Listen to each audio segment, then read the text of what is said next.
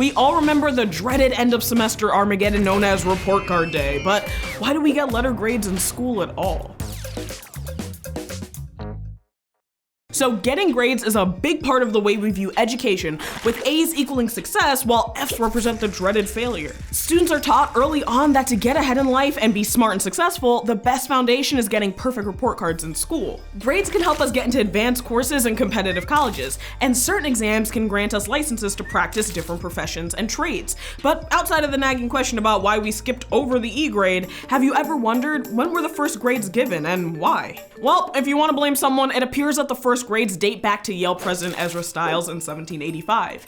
He wrote in his diary that there were 58 students present at his examination and that their grades were 20 optimi, 16 second optimi, 12 inferiores boni, and 10 pejores. These are usually noted as the first college grades ever assigned. In Yale's 1813 to 1839 record of examinations, students' averages were noted in the book by the senior tutor of the class on a scale of 4, which may be responsible for the 4.0 scale commonly used today. In 1817, the faculty reports from William and Mary College grouped students into 4 categories. Number 1, the first in their respective classes. Number 2, orderly, correct, and attentive. Number 3, they have made very little improvement. And number 4, they have learnt little or nothing. Ouch, that's a major teacher burn, but the 4.0 scale wasn't really standardized throughout the 19th century.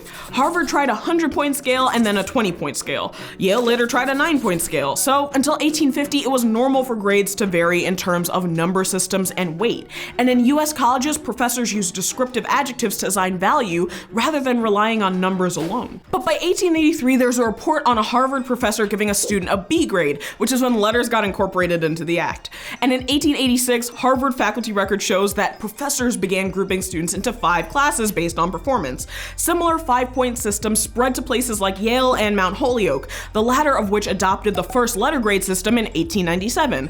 But a failing grade was marked as an E and not an F.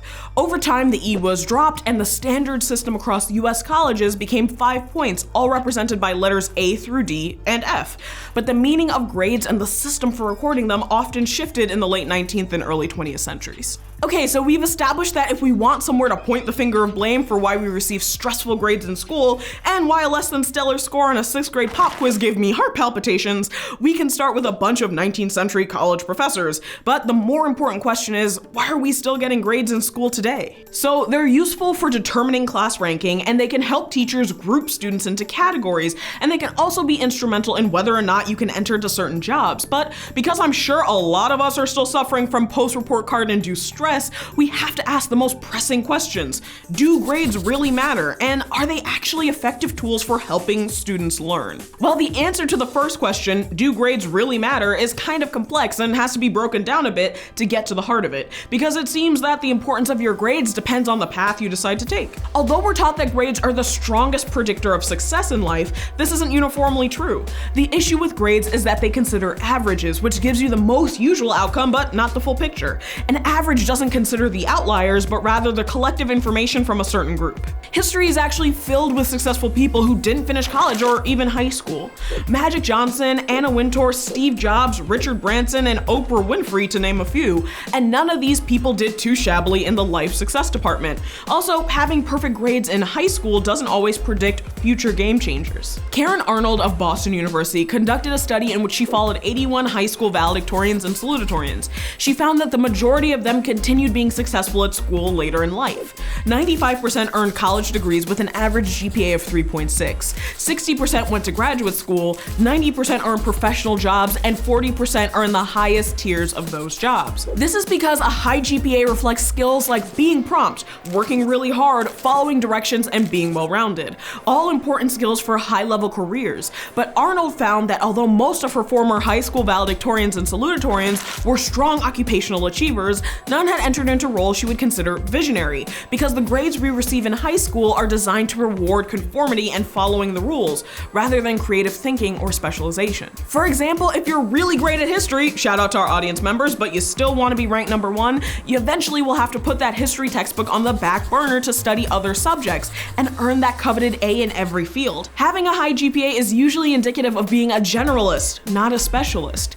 Arnold posits that most people who become groundbreakers are actually rewarded for creative thinking, a unique specialization, and a focus on an intellectual intellectual passion, things that don't always get rewarded with grades. As a result, a lot of people who become successful later in life often struggle in school. But a 2002 study at the University of Michigan still found that 80% of students based their self-worth on how well they were doing in school, and students with lower grades reported having lower self-esteem and health. So that brings us to the next question. Do grades really help students learn? Although grades have long been considered the standard approach in education, some experts are turning away from letter-based systems. One of the biggest critics of the fixation on grades in schools is education expert Alfie Kahn. Kahn notes, the research quite clearly shows that kids who are graded and have been encouraged to try to improve their grades tend to lose interest in learning itself, avoid challenging tasks whenever possible in order to maximize the chance of getting an A, and think less deeply than kids who aren't graded. That's why the best teachers in schools replace grades and grade-like reports with narrative reports, qualitative accounts of student performance, or better yet, conferences with students and parents. Teachers also report that grading is becoming increasingly stressful, as grade inflation puts added pressure on them to deliver the grades that students want and parents expect.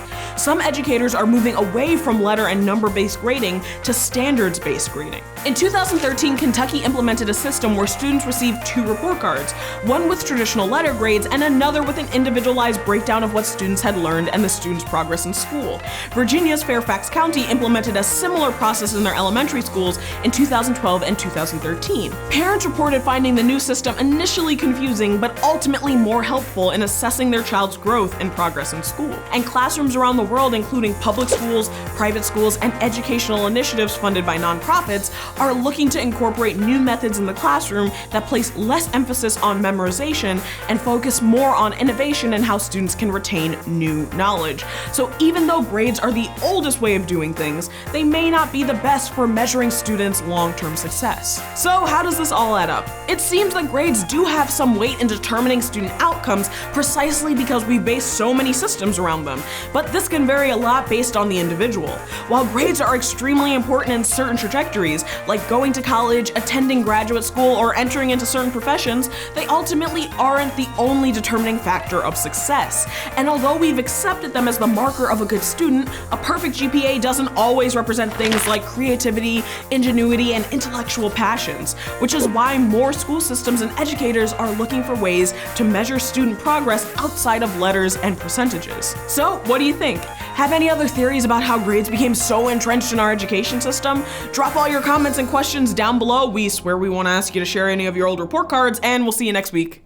Hey everyone, if you like The Origin of Everything, make sure to follow us on Facebook and YouTube. We launch new episodes every Tuesday, and you can find the links in the description where we'll be giving more history-related content every week.